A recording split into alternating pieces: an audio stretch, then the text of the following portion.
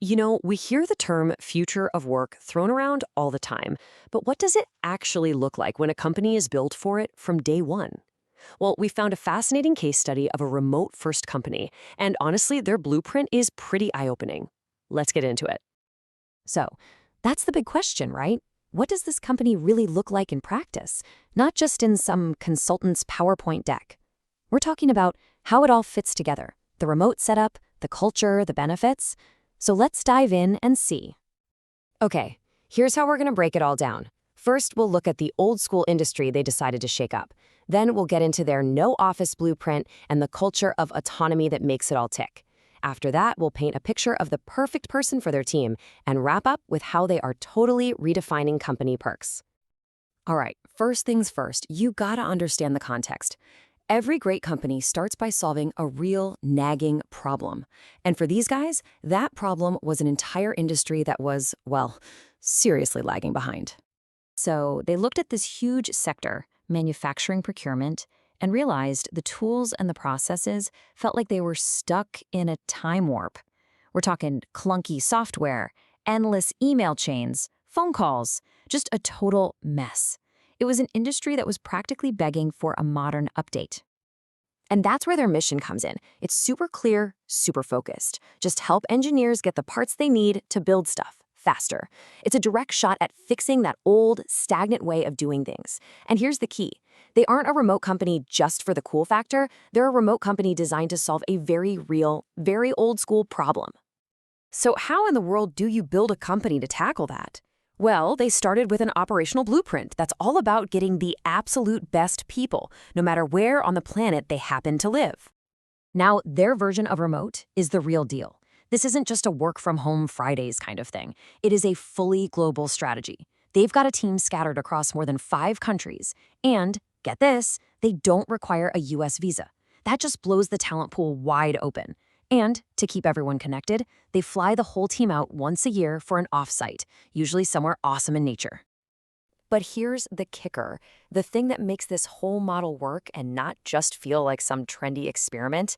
It's built on a rock-solid foundation. The company is actually profitable, it's fully funded, and they're totally open with their team about their finances. That stability is what makes all this freedom and flexibility truly possible. Okay, so you've got this global team, no central office. How do you actually make it all work day to day? Well, it all hinges on a very specific kind of culture, one that's built from the ground up on autonomy and trust. And they don't mince words about it. I mean, this quote says everything, doesn't it? It's so direct. There's zero ambiguity. They hire smart people and then trust them to do their job without someone breathing down their neck. And this is what that philosophy looks like in practice. The focus is 100% on what you produce. It's not about how many hours your light is green on Slack or how busy you look. It's all about your performance and how well you communicate with your team. It's results, not just being present, that truly matters here. This whole mindset of efficiency and just getting things done, it doesn't stop with how they manage people. It is baked right into the DNA of their product.